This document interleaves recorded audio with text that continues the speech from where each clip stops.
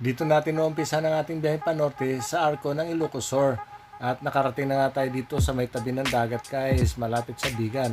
At dumiretso na tayo ng Bigan upang mabisita ang sikat na Kali Crisologo na dinarayo ng maraming tao.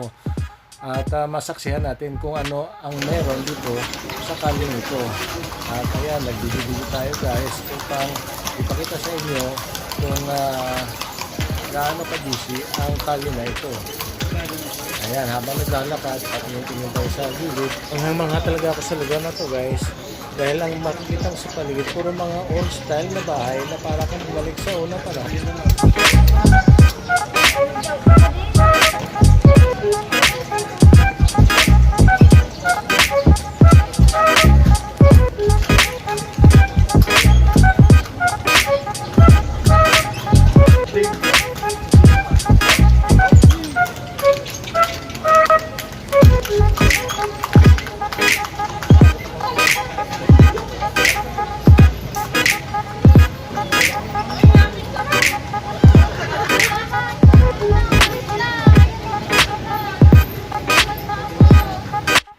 At nakaramdam nga ako ng gutom, kaya kumain muna ako guys. Habang nag-aantay, picture at ayan na, dumating na ang aking order.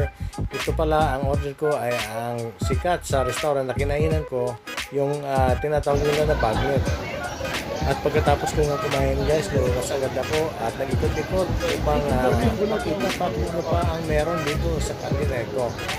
At ayan, video habang naglalakad.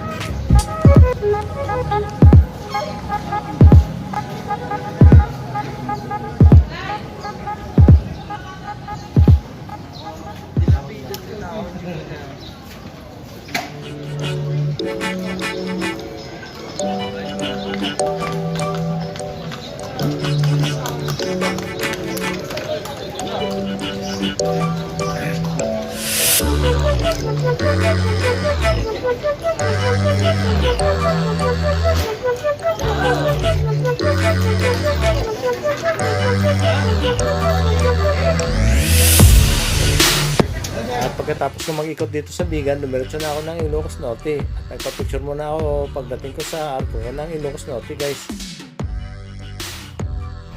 At pagkalagpas ko ng arko guys, nakita ko agad ng malaking electric fan.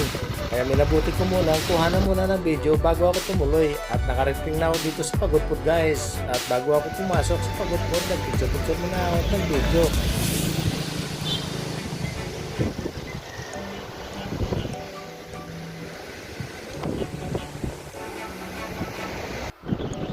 Nakakita ako nakasana si Batuet, kaya nilabuti ko muna kuhanan ng video upang makita nyo na napakaganda dito sa at nakarating na nga ako dito sa Patapat Viaduct guys. Kumuha agad ako ng video dahil mga nangahang sa lugar ako at napakahaba na tulay.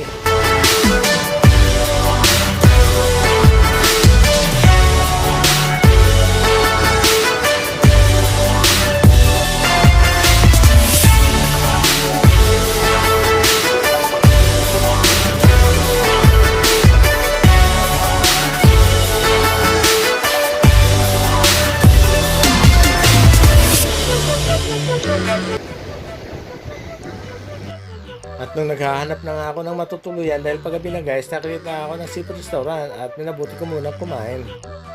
At pagising ko sa umaga, dumiretso agad ako sa beach guys upang makita ang ganda ng Pagudpud.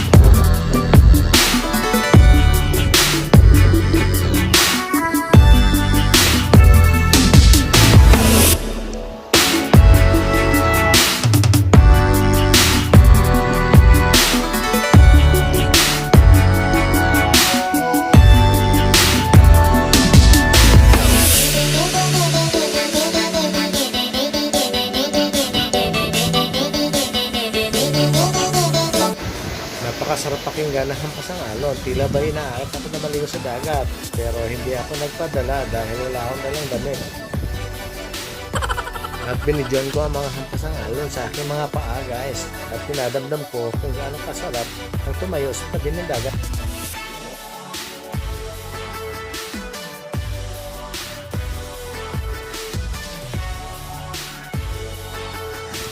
At nakita ko nga itong mga nakabangka.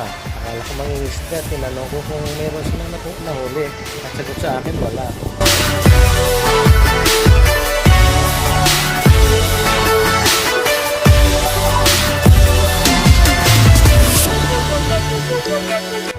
At di na ako nagsayang ng oras, dumiretso na ako dito sa Baguio Windmills upang makita ko ang mga naglalaki ang electric fan dito sa tabi ng dagat.